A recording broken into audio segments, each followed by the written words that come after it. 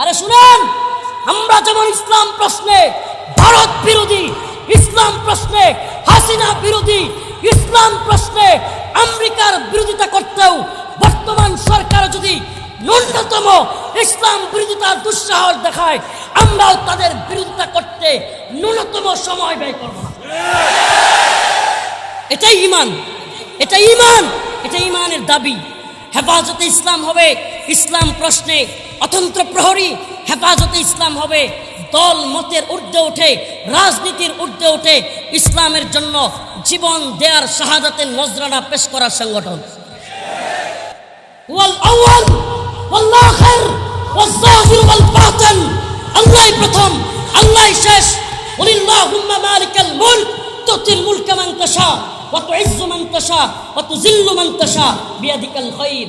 আরে আল্লাহই সব, তাবারাকাল্লাযী বিয়াদিহিল মুলক ওয়া হুয়া আলা কুল্লি শাইইন কাদির। আরে যেই রব সব পারে, সমস্ত ক্ষমতার মালিক যিনি, আমরা তার ক্ষমতায় বিশ্বাস করি।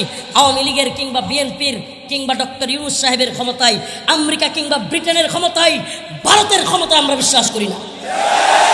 আল্লাহ কসম, আল্লাহর কসম, আল্লাহর এই জমিনে শাহাদাতের নজরানা পেশ করার জন্য হামেশাই আমরা প্রস্তুত, কিন্তু কোন দলকেই ইসলাম বিরোধী এজেন্ডা বাস্তবায়ন করবার জন্য দিব না।